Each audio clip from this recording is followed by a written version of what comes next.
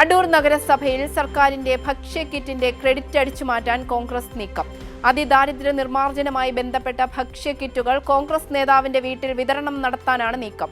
കോൺഗ്രസ് നേതാവിന്റെ വീട്ടിലെത്തി ഭക്ഷ്യക്കിറ്റുകൾ സ്വീകരിക്കണമെന്ന് മുനിസിപ്പൽ കൗൺസിലർ സുനിത മനോജിന്റെ ഓഡിയോ സംഭാഷണം കൈരളി ന്യൂസിന്. അതിദാരിദ്ര്യക്കുള്ള കിറ്റ് എവിടെന്നാ മേടിക്കുന്നത്? അത് മുനിസിപ്പാലിറ്റിന്നോ? അതെ അതെ, മുനിസിപ്പാലിറ്റിന്ന് നമുക്ക് കാർഡ് അടിസ്ഥാനത്തിൽ തന്നു. അത് നമ്മളിപ്പോ ഒരു വീട്ടിൽ വെച്ചിട്ടുണ്ട്. അപ്പൊ നാളെ 9 മണിക്ക് ലിസ്റ്റിലുള്ളവരെ എല്ലാം നമ്മൾ വിളിച്ച് പറഞ്ഞിട്ടുണ്ട്. അതിൽ നമുക്ക് 24-ാം വാർഡിലുള്ള ആൾക്കാരും ഉണ്ട്, 20-ാം വാർഡിലുള്ള ആൾക്കാരും ഉണ്ട്. 24-ാം വാർഡിലുള്ള ആൾക്കാർ എവിടെ വെച്ചാ? അത് റഷീദാലിയാണന്റെ വീട്ടില്. നമ്മുടെ റഷ്യാലിയാണന്റെ വീട് കിടാക്കുറുമ്പലോ? അതോ അതായത് നമ്മുടെ വഞ്ചി കഴിഞ്ഞ് പള്ളിയുടെ താഴെ കാണുന്ന ആദ്യത്തെ വീട്, നമ്മുടെ പാർക്ക് റഷ്യാലി, നമ്മുടെ കോൺഗ്രസിന്റെ. അതെ അതെ അതെ അതെ. അതിന്റെ അവിടെ നമ്മളെ ഈ ഉദ്യോഗസ്ഥരല്ലേ സാധാരണ ഇത് കൊടുക്കുന്നത്? അതോ വാർഡ് കൗൺസിലറുടെ നേതൃത്വത്തിൽ വേണം ഇത് അർഹരായിട്ടുള്ള ആളുകളുടെ കൈകളിലെത്താൻ എന്ന് ഹെൽത്ത് ഡിപ്പാർട്ട്മെന്റ് അറിയിച്ചിട്ടുണ്ട്. അറിയിച്ചിട്ടുണ്ടല്ലോ. റഷീദാലിയാണന്റെ വീട്ടിൽ ഈ ഭക്ഷ്യ സാധനങ്ങളെന്ന് സ്റ്റോക്ക് ചെയ്യാൻ വേണ്ടിയിട്ട് നമുക്കൊരു സ്ഥലം വേണമല്ലോ, ഒരു ഏരിയ വേണമല്ലോ. നേരത്തെ മറ്റേ നമ്മുടെ റെഗുലാക്കടെ വീട്ടിലായിരുന്നല്ലോ കൊടുത്തോണ്ടിരുന്നത്. അപ്പൊ അവിടെ ഈ ആൾക്കാർക്ക് അങ്ങോട്ട് വരാൻ പറഞ്ഞാൽ മതിയല്ലോ. ഈ ചില ആ വാർഡിലെ ആൾക്കാർ അറിയിച്ചിട്ടുണ്ട്. അതേസമയം കോൺഗ്രസ് നേതാവിന്റെ വീട്ടിൽ കിറ്റ് വിതരണം നടത്തുന്നത് തെരഞ്ഞെടുപ്പ് മുന്നിൽ കണ്ടാണെന്ന് ഡിവൈഎഫ്ഐ ആരോപിച്ചു.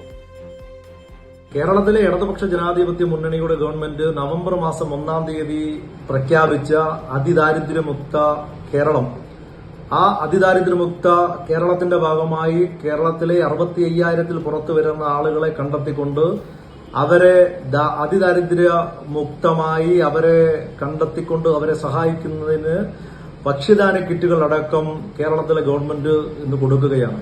അടൂർ നഗരസഭയിൽ 20-ാം വാർഡിൽ ഈ ഭക്ഷ്യധാന്യ കിറ്റിന് അർഹരായ ആളുകൾ, ആ 24 പേരുടെ കിറ്റ് അടൂർ നഗരസഭയുടെ കോൺഗ്രസിന്റെ ബ്ലോക്ക് കോൺഗ്രസ് കമ്മിറ്റിയുടെ നേതാവായിരിക്കുന്ന പാറയ്ക്കൽ റഷീദാലിയുടെ വീട്ടിലേക്ക് കൊണ്ടെത്തിച്ചുകൊണ്ട് അവിടെ കോൺഗ്രസ് ആണ് ഇത് കൊടുക്കുന്നത്, ഈ കോൺഗ്രസിന്റെ നേതൃത്വമാണ് ഈ ഭക്ഷ്യധാന്യ കിറ്റ് കൊടുക്കുന്നത് എന്ന് പറഞ്ഞുകൊണ്ട് അവർ ജനങ്ങളെ തെറ്റിദ്ധരിപ്പിക്കുന്നതിന് വേണ്ടി തെരഞ്ഞെടുപ്പിന്റെ ഭാഗമായി ഇങ്ങനെ ഒരു പൊറോട്ട് നാടകം ഈ അടൂർ നഗരസഭയ്ക്കകത്ത് നടത്തുന്നത് ഞങ്ങളുടെ ശ്രദ്ധയിൽപ്പെട്ടു.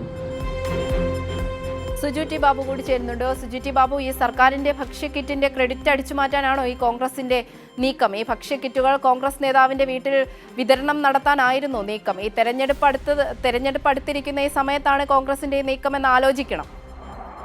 അങ്ങനെയാണ് ഡിവൈഎഫ്ഐയുടെ ആരോപണം. അതിൽ പ്രധാനമായും നിയമപരമായ കാര്യമാണ് പരിശോധിക്കുന്ന ഡിവൈഎഫ്ഐയുടെ ആരോപണത്തിന് അപ്പുറത്തേക്ക് നമ്മൾ മുനിസിപ്പൽ സെക്രട്ടറിയോട് ഈ കാര്യം അന്വേഷിക്കുകയും ചെയ്തു. അദ്ദേഹം ഇപ്പോൾ തെരഞ്ഞെടുപ്പ് ഡ്യൂട്ടിയുമായി ബന്ധപ്പെട്ട് മറ്റൊരു സ്ഥലത്താണ് ജോലി ചെയ്യുന്നത്. എങ്കിൽ പോലും മുനിസിപ്പൽ സെക്രട്ടറിയെ അടൂർ മുനിസിപ്പൽ സെക്രട്ടറിയോട് ബന്ധപ്പെടുമ്പോൾ മുനിസിപ്പൽ സെക്രട്ടറി വ്യക്തമാക്കുന്ന ഒരു കാര്യമുണ്ട്.